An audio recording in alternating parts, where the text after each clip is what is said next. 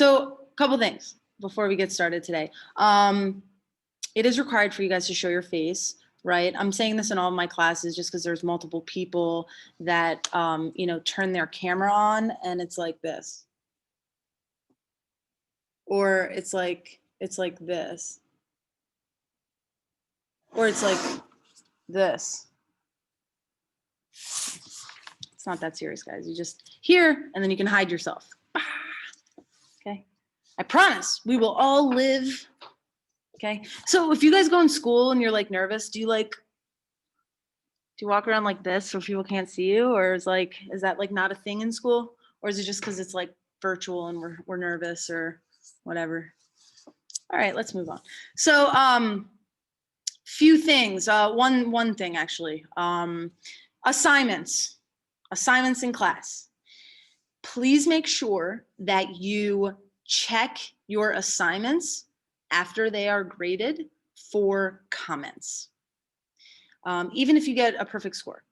A lot of the times, I don't take points off for like little minor things, but sometimes I'll comment and just say, hey, like watch the way you word this, or hey, like if you do this on a test, you'll get a couple points off, or great response, but you forgot a couple things here, right?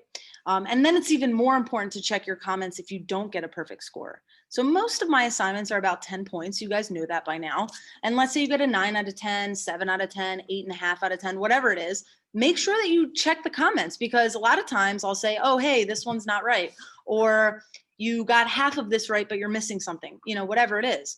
You always have an opportunity to edit that assignment, read my comments, edit it, fix whatever it is you missed or you got wrong, and then just message me on Schoology. Hey, Diamond, the assignment from this date, this assignment, skeletal system, whatever it is, I fixed it. If you can go back and grade it for me. And then guess what? Instead of the 7 out of 10 or the 8.5 out of 10, you'll now have a 10 out of 10. So I'm never going to, like, my grades are never set in stone. So, yes, it's your responsibility though. If you do that, make sure that you message me on Schoology to let me know, and to let me know the actual name of the assignment too, because I don't get a notification when you edit anything. Okay. But I do want to let you guys know, all of you have opportunities for, to redo things or to get a better grade on stuff. Okay. All right. So today we are going to talk about joints. What's a joint? We're not talking about drugs though. So what's a joint in your body? You see how funny I am? You guys don't laugh. Maybe you are laughing at me or with me or. All right, what's a joint in your body? Does anyone want to take a guess? What is a joint in our body? It's the thing that helps us move, like our fingers and knees and stuff, like the things in between. In between. Okay. Yeah, you are on the right track. She used the word movement, right? What was that? Someone else? Where two bones meet. Yes. Well, there's your definition. Okay. And listen, over, the virtual thing, it's kind of weird. I saw you guys and I didn't see you guys. My Monday, Tuesday group, I haven't even seen you guys. But now I get to see you guys next week and get to see you guys on Thursday, Friday. But I'm going to, as we get started with this craziness, like I'm going to remind you guys and help you guys out. But over time, I really want you guys to realize, like, it's kind of on you moving forward to kind of be like, oh, okay, we're learning something new now. Maybe I should take my notebook out where my notes are, and maybe I should, write some stuff down. Okay. We've talked about the importance of note taking and how that can really help you in this class. So that's just another little hint for you guys. All right. So a joint, exactly what, who was it that just said that? Because I missed it. Me. Drew. Okay. Thanks, Drew. Drew's right. Okay. It's where two bones meet. So if this was a bone and this was a bone, it is where two bones meet. It is the place between two bones. However you want to word that to make you understand that, that's what that definition is. A joint is the place between two bones. Perfect. So having said that, somebody answer me. Is a joint a bone? No. No, joints are not bones. That's going to help us out later on. Might want to put a little star there, write that down somewhere. Okay. So exactly, a joint is where two bones meet. So what I'm going to have you guys do for about 5 minutes, okay? You're not going to take too much time on this because we're actually going to stop and review together, and you guys are going to have an opportunity to kind of get those notes and be able to finish it later on. On your Schoology right now, if you go on there right now, you will see a published assignment in this week's folder called 12-8 Assignments Joints. What I want you to do is open that assignment and read through it. You can take some notes during that, and you will see that there is a assignment attached to the reading that has a few questions there. If you get to it, great. If you don't get to it, no big deal, because we're going to go over it together, and you're going to have, by the end of this class, those answers to answer it later on and submit that to me later on. I do not want you, though, to submit that assignment to me right now, but you are going to open the assignment, read through that. 5 minutes. So I'm giving you guys about 5 minutes. I'm also going to stop my video because I don't want you guys like to look up while you're reading and see me like, okay? So I'm going to stop my video and you guys have 5 minutes. I'm also going to pause the recording because we don't need that right this moment. 5 minutes, open the assignment, read through it. You can start to answer the questions if you'd like. Okay, guys, so let's pause there for a moment. Like I said, I don't want you guys finishing that you shouldn't have finished it. In fact, I don't even really want you to answer all those questions yet because I do want to talk about a couple things. One, the good thing about having me later on and a B-Day and being my second class of my B-Day is that I can kind of talk to you guys about past classes, what they've done well, what they've not done so well, and kind of give you guys hints to help you guys out for, you know, your assignments, projects, and things that you guys do. Okay, one of which is this assignment today. I'm going to be talking about our project in a moment, but the assignment today and last class's assignment, the skeletal system reading with the few questions I gave you guys, this class, multiple classes, there was at least a few people in every single one of my classes, some classes more than others, that you know, went on Google, copied the questions, found the answers, pasted it into Google. That's not the point of this. The point is for you guys to read the reading assignment and kind of in your own way and in your own words, answer the questions. So that's what I want for today's assignment. When you're answering those questions, I really want you to use what we're going to be talking about right now, okay, when I'm talking about these joints and all that. So I'm going to share my screen here.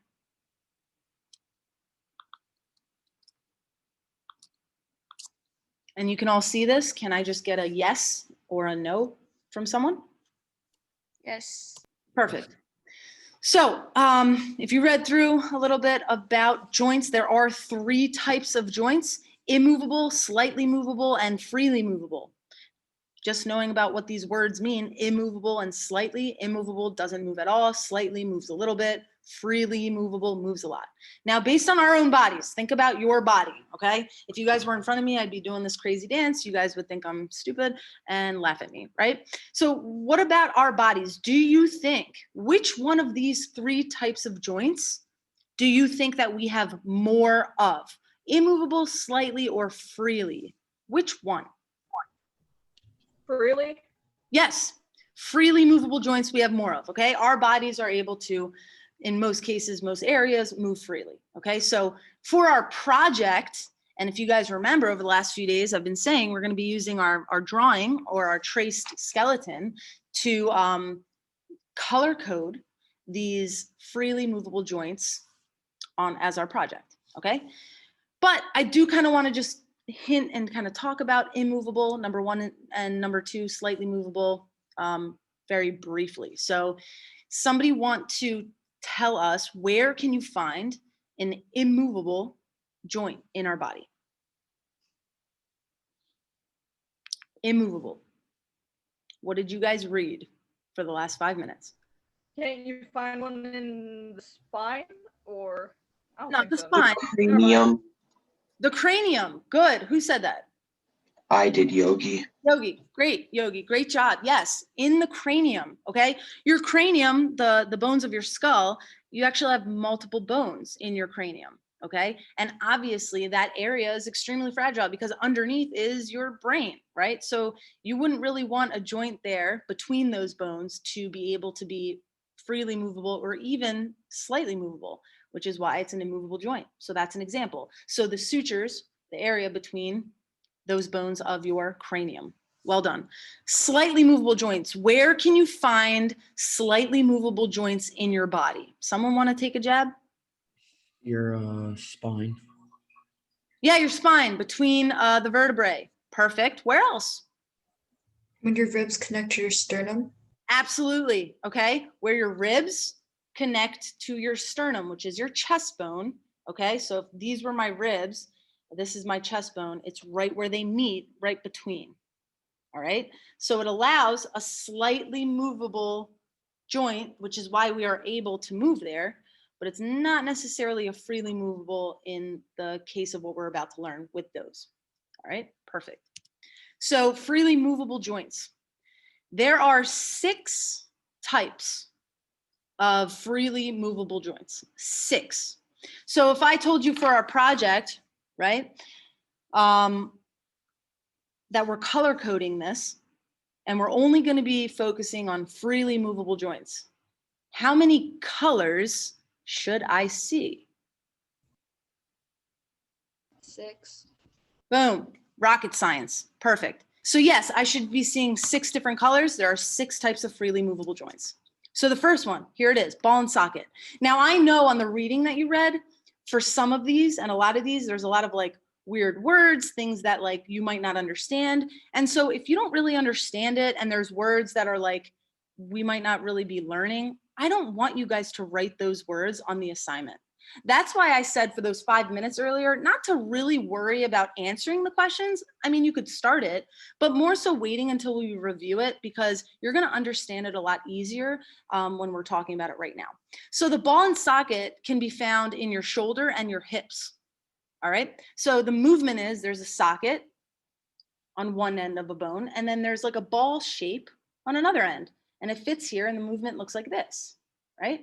And that movement is this movement right here. A lot of you guys, you know, no one can see you right now. So move your shoulder right here and do this. All right, that's the movement.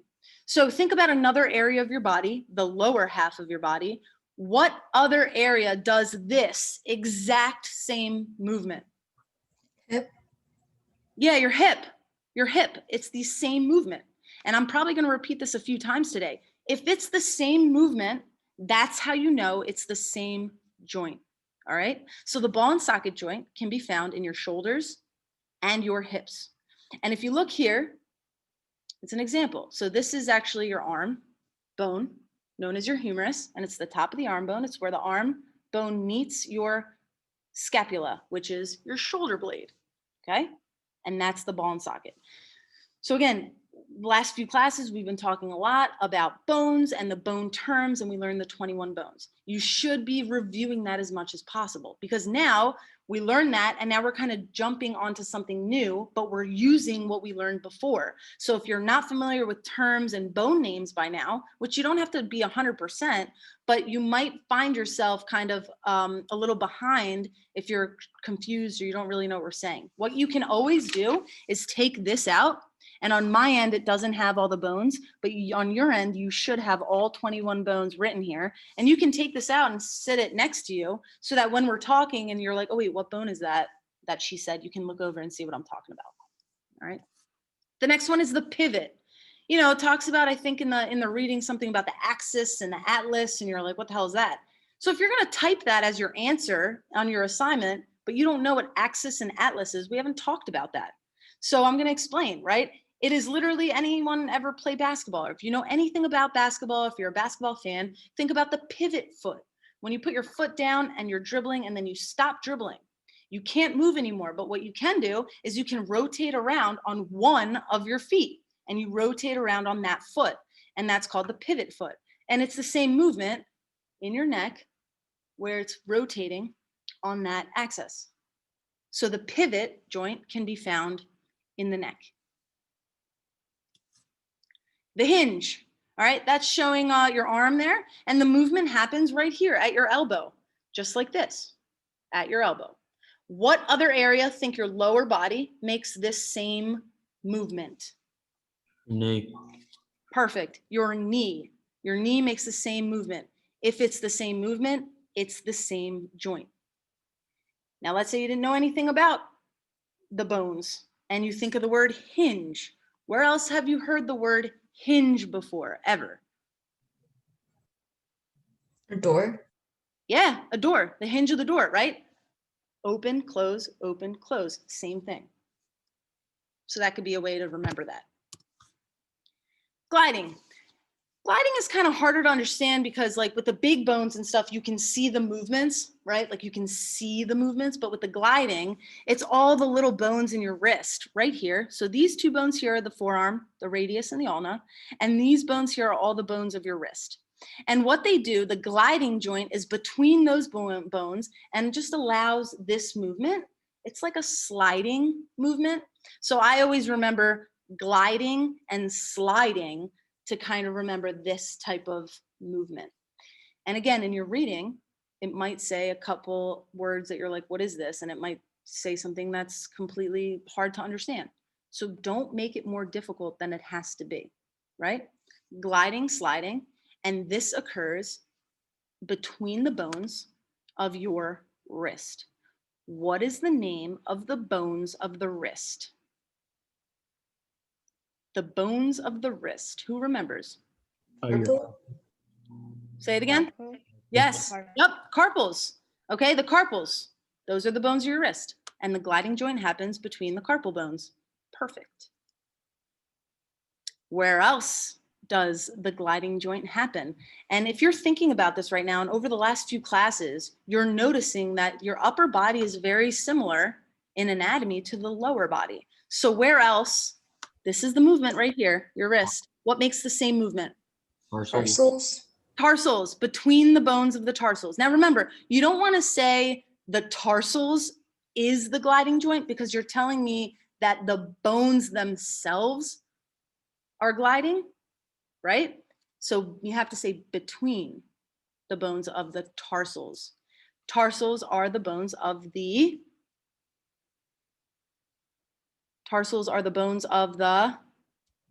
Ankle. ankle. Good.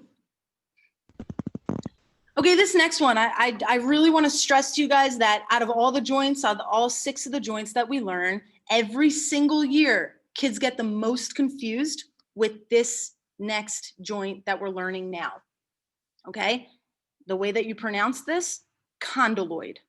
It is pronounced condyloid. So let me try and break it down for you. This picture right here, these are all the bones of the wrist. We talked about it already. The carpals. Forget this, that's your thumb. That's something else. We'll talk about that in a little bit. This bone right here, this bone right here, bone here, bone here. These 4 bones are the bones in your hand, known as the metacarpals. And then these bones that you kind of can't see over here are the start of the bones of your fingers, your phalanges. The condyloid joint can be found at the end of the bones of your hand and at the base or the bottom of your fingers. So the base of your finger, right here, right here, right here, right here, where the hand bones end and your fingers start. So it's this motion right here, this motion and this motion. That is the condyloid joint. And if you think about it, it's the big knuckles, the big knuckles. You can write that down as a note to kind of remember where. Don't just write knuckles. You might think it's here, you might think it's here. So make sure you have it right, but it's right here. Okay. And I think that a lot of people get this one confused because there's so many different movements in your hand. Okay. There's so many different movements in your hand. We're not even going to talk about the fingers. Okay. So this is a phalange bone, that's a phalange bone, that's a phalange bone. There's 1, 2, 3 bones in your fingers and they can move, obviously. So if they can move, that means there's a joint here And this is, a lot of people get confused and think these are the condyloid, and they're not. And we're not even gonna worry about it. We already learned the word. We already learned the joint. Does anyone know? What does that look like? We already learned it. Open, close, open, close. Hinge. Yep. Hinge. But don't even write that down because I don't want you guys to get confused. All right, don't even worry about it. Talking about this area here, big knuckles. And lastly, the saddle joint, okay? The saddle joint at the base of your thumb. That's it, very simple, okay? The saddle joint is what allows us to have opposable thumbs. That, and along with our intelligence and our brain, is what makes us, right, the higher being, the higher animal. And it allows us to be the intelligent that we are. Saddle joint.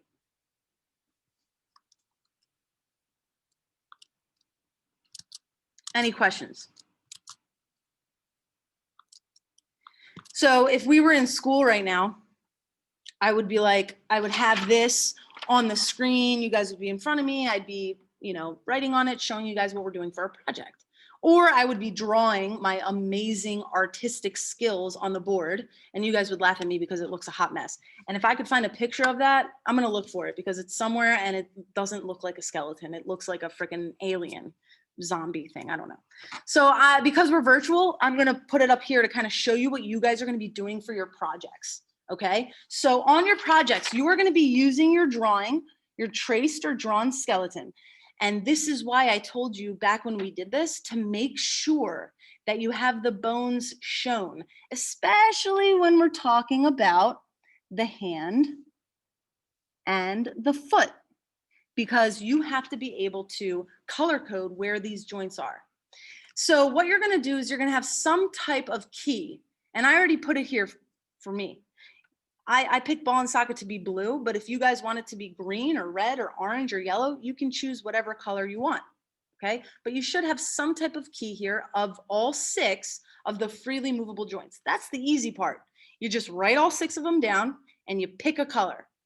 Simple. So at least by the end of today, because we're gonna have about 5 minutes left, you should be able to do that part on your paper, okay? So what you're gonna do, and I'm just gonna show you on here because it's hard to tell and hard to see if I tried to do it on paper and show you guys via Zoom, right? So the ball and socket, who remembers? Where's the ball and socket joint? Ball, socket. Shoulder. Shoulder and? Hip. Hips, perfect. So what you would do is you would take your color, whether it's a crayon, marker, colored pencil, whatever it is you guys wanna use, and you would go down to where the shoulder is. You would look at the humerus bone, which is the top of the arm bone, wherever it ends up top, and wherever the scapula, which is right here, your shoulder blade, starts. And you would just kind of mark it with a squiggly line or line, just like that, on both sides. Then you would go down to where your hip is, or where your skeleton hip is, and who wants to try this out in terms, correct terms? Where would you tell me to put my blue squiggly line? Does someone want to take a guess? Between the femur and the pelvis. Perfect, between the femur and the pelvis. So here's the femur. It's your thigh bone, biggest, strongest, longest bone in the body, right? And here is the pelvis. So wherever this bone ends and wherever the pelvis begins, which is right there. Same thing on the other side, right there. Now, in past years, I've had kids do this. They would mark that.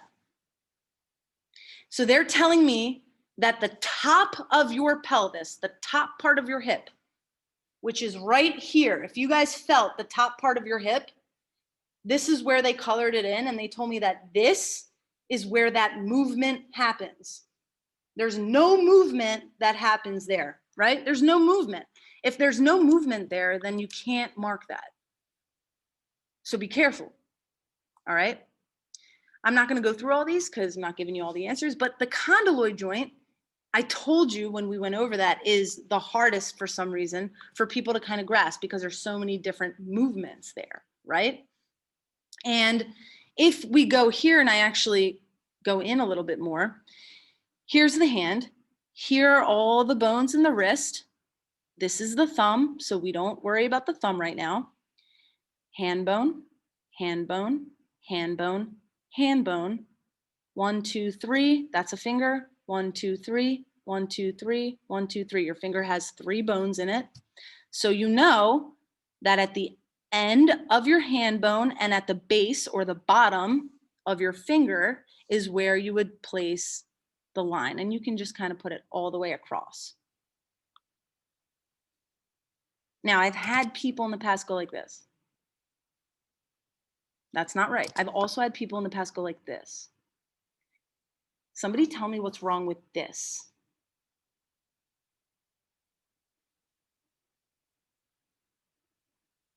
Can somebody tell me what's wrong with putting a line right through the middle of the bones? What does that say? It's not where it ends. Yeah, it's not where it ends. And you're telling me, if you do that, you're telling me that right here is where this joint is. So you're telling me that you can bend your hand right here. If I tried to bend my hand right here, I would break the bones in that area, right? So you want to think about that. And then the same thing down here, which I'm not going to explain. But the toes, think about your own toes. How many bones are in your toes? There's 2. And you have to kind of figure it out and think about that. Now, here's the deal. Projects, assignments, we will not be doing on our own unless you don't finish, okay? You guys have way more other things to worry about in class, in other classes, in your home lives and work and whatever it is you guys are doing, that you don't need homework and extra stuff from me. So I'm giving you this mini project, right? But you are going to be able to complete that assignment or that project in class. So I don't want you guys to ever think that you have to finish something outside of class unless you want to. Okay. So what this means, we're done class in about 8 minutes.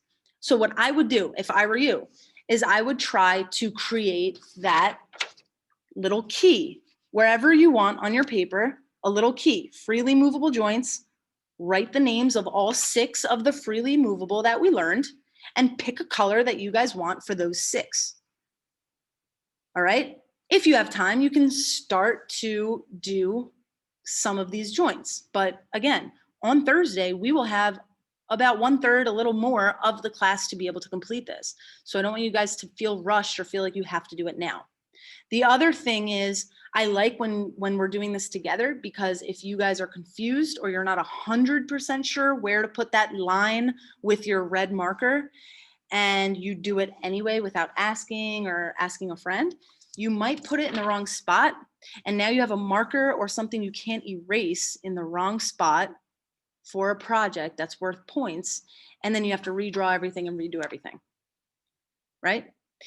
If there's anybody here that is a little behind, whether that means you don't have all 21 of your bones labeled, or hopefully not, but you don't even have this traced, please make sure that by Thursday you have that done and you at least have your color-coded key on there as well. I always have these Zooms recorded. You can always go back and check previous Zoom recordings and be able to watch, fast forward through anything you'd like, okay? Last thing, if any of you are struggling or have trouble with finding 6 different colors, whether it's a colored pencil, crayons, markers, you don't have that at home, and you don't want to feel comfortable telling me now, please don't. I would rather you guys message me on Schoology, let me know, and we'll figure something out together, okay? I don't want you guys to feel like, you're going to fail this or whatever. But please remember, if you don't communicate with me, I'm not going to know. So you have to communicate with me. The 5 minutes that I gave you guys in the beginning of class to start that assignment from earlier, you will have to complete that assignment. Please do not use terms that we haven't learned. Please do not Google anything and paste that as your answer. You should be using the discussion and the notes that we've been taking in class today. If you haven't really done a great job at that, you can always go back and watch this recording, and then you can get information and be able to answer those questions. But I really want you guys to really focus on just note taking and the importance of listening and not using information that we really haven't learned or talked about. And then the last thing is, when we're talking about the gliding joint, both on the ankle and the wrist, where when you label that, you do not have to go through those little teeny tiny bones because it is hard to see. So for the purpose of that, you really just have to put the line where the forearm ends and where the wrist starts. Same thing down here on the ankle. I'm not really gonna be all crazy and technical with that part. So you have about 5 minutes now to be able to start that key. Ask me any questions, I'm here. And that's what we are doing right now.